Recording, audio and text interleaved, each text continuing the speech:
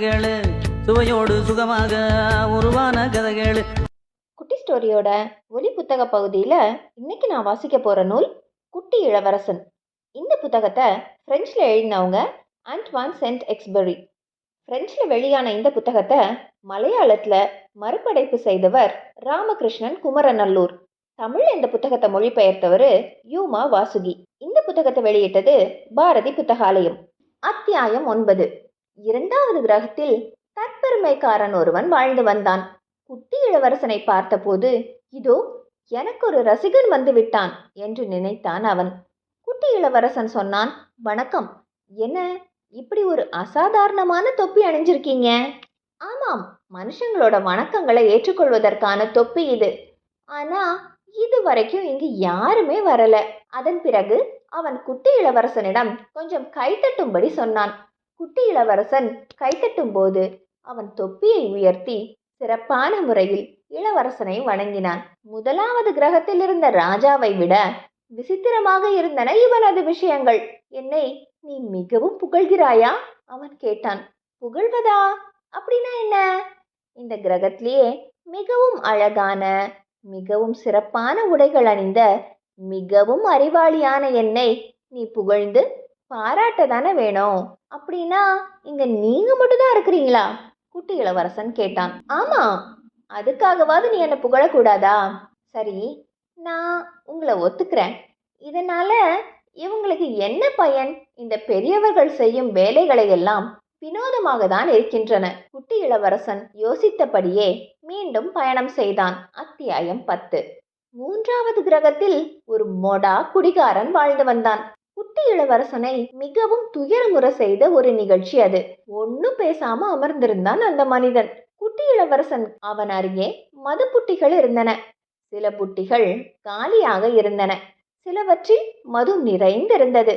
குட்டி இளவரசன் கேட்டான், நீங்கள் இங்கே என்ன பண்ணிட்டு இருக்கீங்க? நான் குடித்து கொண்டிருக்கிறேன். ஏன் இப்படி உங்களை நீங்களே அழிச்சுக்கிட்டு இருக்கீங்க? மறப்பதற்காக. நான் ஒரு குடிகாரன் என்ற எண்ணத்தை மறப்பதற்காக. என்ன இந்த பெரியவங்க எல்லாரும் இப்படி நடந்துகிட்டு இருக்காங்க என்று மிகவும் வியப்படைந்த குட்டி இளவரசன் 4வது கிரகத்தை நோக்கி பயணம் தொடங்கினான். அடுத்த கிரகம் ஒரு வியாபாரியின் கிரகம்.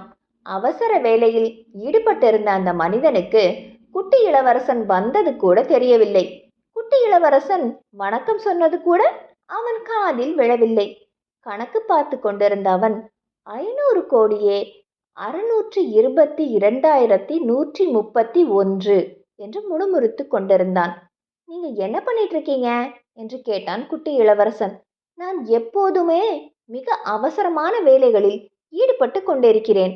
எனக்கு நேரமே கிடையாது.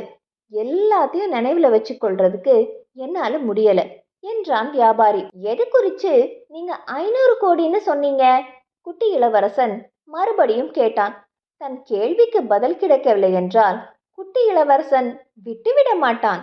திரும்ப திரும்ப அதே கேள்வியை கேட்டுக்கொண்டிருப்பான். ஆகாயத்தில் தெரிகிற இந்த இந்த ஈக்களை பத்தியா? இல்ல இல்ல இல்ல, நட்சத்திரங்கள் நட்சத்திரங்கள். நான் ஒரு கரார் பேர்வழி என்று உனக்கு தெரியாதா? 500 கோடி மிக சரியான எண்ணிக்கை. அவற்றை கொண்டு நீங்கள் என்ன செய்கிறீர்கள்? என்ன செய்கிறேன்னா கேட்ட, அது எல்லாமோ எனக்கு சொந்தமானவை. இவற்றால் உங்களுக்கு என்ன நன்மை? நான் மேலும் மேலும் பணக்காரன் ஆகிறேன் என்பதுதான். அப்போது அதிகமான நட்சத்திரங்களை விலைக்கு வாங்க முடியும். ஒரு நட்சத்திரத்தை ஒருவர் எப்படி சொந்தமாக்கி கொள்ள முடியும்? நட்சத்திரங்கள் அனைவருக்கும் சொந்தமானவை அல்லவா? குட்டி இளவரசன் கேட்டான். அவற்றை பற்றி முதலில் இப்படி சிந்தித்தது நான் தான். அதனால அது எல்லாமும் எனக்கு தான் சொந்தம். ஒரு புதிய பொருளை கண்டுபிடிச்சா அது நம்முடையது தானே. அந்த மாதிரி தான். ஒரு விவாதத்திற்காக இப்படி சொல்லலாம். ஆனா என் சந்தேகம் இதுதான். நமக்கு சொந்தமாக ஒரு துண்டு இருந்தால் தோளில் போட்டுக்கொள்ளலாம். ஒரு பூ இருந்தால் முகர்ந்து பார்த்து அனுபவிக்கலாம். அன்பு பரிசாக பூக்களை கொடுக்கலாம். நட்சத்திரங்களை வச்சு என்ன செய்ய முடியும்? குட்டி இளவரசன் கேட்டான். நான் அவற்றை வங்கியில் போட்டு வைத்திருக்கிறேன். நட்சத்திரங்களின் எண்ணிக்கை சரியாக எழுதிய காகிதத்தை அலமாரிக்குள் வைத்து பூட்டியிருக்கிறேன். மிகவும் தமாஷான விஷயம்தான். தொல்லையற்ற ஒரு வியாபாரம். வியாபாரிக்கும் குட்டி இளவரசனுக்கும் இடையில்தான் எவ்வளவு வித்தியாசம்! என் கிரகத்தில் எனக்கு மட்டுமே சொந்தமாக ஒரு பூ இருக்கிறது. நான் தினமும் அதற்கு தண்ணீர் ஊற்றுவேன். என் கிரகத்தில் உள்ள எரிமலைகளை நான் சுத்தம் செய்வேன்.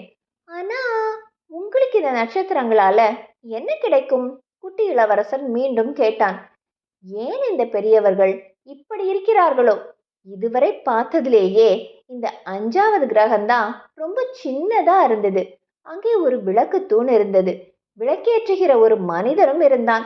இங்கே வீடுகளோ மக்களோ இல்லை. பிறகு ஏன் ஒரு விளக்கு தூண் இங்கே இருக்கிறது? குட்டி இளவரசனுக்கு புரியவே இல்லை. இந்த கிரகத்துல இருக்கிற விளக்கேற்றுபவன் முன்பு பார்த்த ராஜாவை போன்றோ, தற்பெருமைக்காரனை போன்றோ, வியாபாரியை போன்றோ, குடிகாரனை போன்றோ முட்டாளாக தோன்றவில்லை. விளக்கேற்றுவது என்பது முக்கியமான விஷயம்தான்.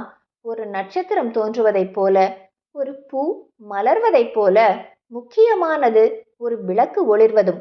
உண்மையின் ஒளி எவ்வளவு அழகானது! விளக்கேற்றுபவன் சொன்னான். முன்பெல்லாம் மாலையில் விளக்கேற்றி காலையில் அணைப்பேன். மிச்சமுள்ள பொழுதெல்லாம் ஓய்வெடுப்பேன். அப்படின்னா இப்போ என்ன பண்றீங்க என்று கேட்டான் குட்டி இளவரசன். இப்போது நிலையை பற்றி சொல்லாதிருப்பதே நல்லது.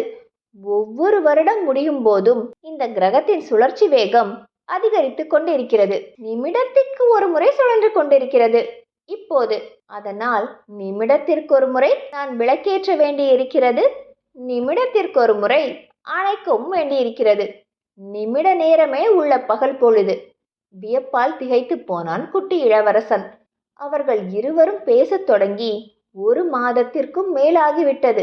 அதாவது 30 நிமிடங்கள். விளக்கேற்றுபவன் மீது மிகவும் அன்பு கொண்டான் குட்டி இளவரசன்.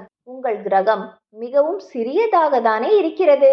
2-3 காலடி வைத்து நடப்பதற்கான தூரம்தான் இருக்கிறது. அதனால் நீங்கள் எப்போதும் சூரியனுக்கு நேர்முகமாகவே நடங்கள். அப்படி செய்தால் விளக்கேற்ற வேண்டிய வேலையே இருக்காதல்லவா? குட்டி இளவரசன் கேட்டான். விளக்கேற்றுபவனும் அதனை ஒத்துக்கொண்டான். அது நல்ல விஷயம்தான். அங்கிருந்து திரும்பும் நேரத்தில் குட்டி இளவரசன் நினைத்தான், இந்த விளக்கேற்றும் மனிதனை நண்பனாக்கி கொண்டால் நல்லதுதான். ஆனா இங்கே 2 பேர் தங்குறதுக்கு இடம் இல்லை. ஒவ்வொரு நாளும் 1440 சூரிய அஸ்தமனங்களை காண்பதற்கு வாய்ப்பளிக்கும் அந்த அருமையான சிறு கிரகத்தை விட்டு துயரத்துடன் பிரிந்து சென்றான் குட்டி இளவரசன். இந்த நாவல்ல வர மீதி அத்தியாயங்களை நம்ம நாளைக்கு பார்க்கலாம். பாரதி புத்தகாலயம் வெளியிட்ட இந்த நூலை நீங்க அச்சு வடிவில் வாங்கணும்னா அதற்கான லிங்கை நாங்கள் டிஸ்கிரிப்ஷன்ல கொடுத்துருக்கோம்.